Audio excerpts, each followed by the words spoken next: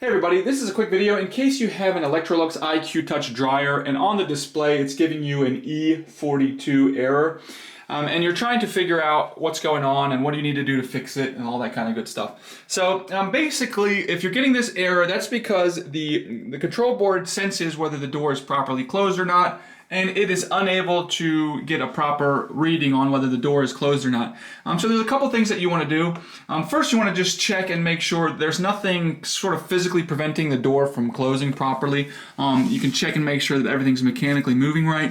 The next thing you can do is just remove the harness, remove the assembly, the door closing assembly, and make sure all of the wiring is connected. There's nothing damaged, loose, disconnected, anything like that in the wiring of the door assembly.